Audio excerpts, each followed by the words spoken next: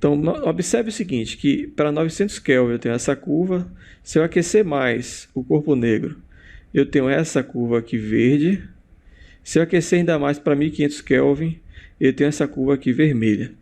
Uma coisa que a gente nota é que para uma frequência muito pequena, né, a radiância é bem pequena. E essa radiância vai aumentando até atingir um pico.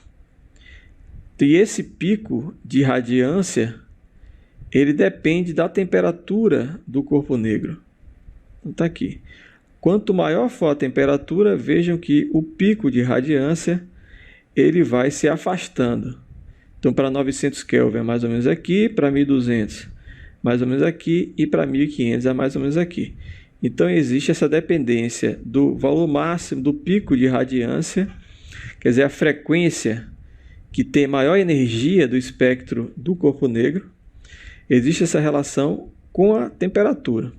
E depois desse pico, essa radiância decai com o aumento da frequência, de forma que frequências muito grandes têm pouquíssima energia na radiação de corpo negro. O que prevalece mesmo são as frequências próximas a essa frequência de pico.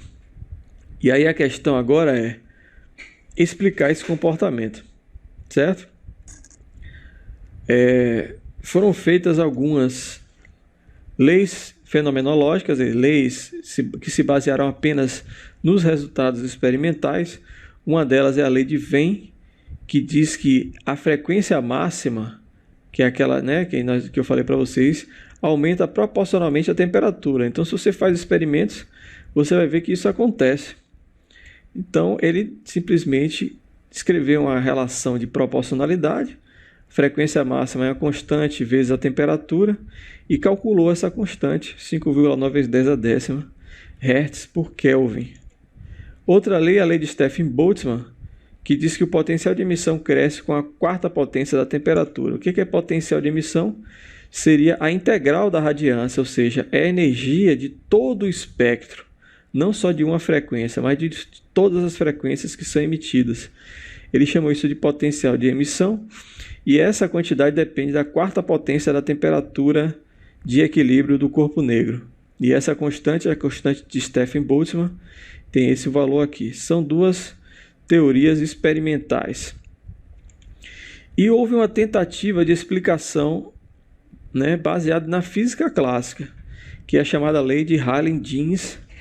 Essa lei se baseia no princípio de equipartição de energia e da teoria cinética de gases da física clássica. E com essas suposições, esses cientistas chegaram a essa expressão aqui, ó, matemática, para calcular a radiância. Então veja que depende da temperatura, de fato, e depende da frequência ao quadrado. Isso, se você fizer uma análise rápida, o que acontece?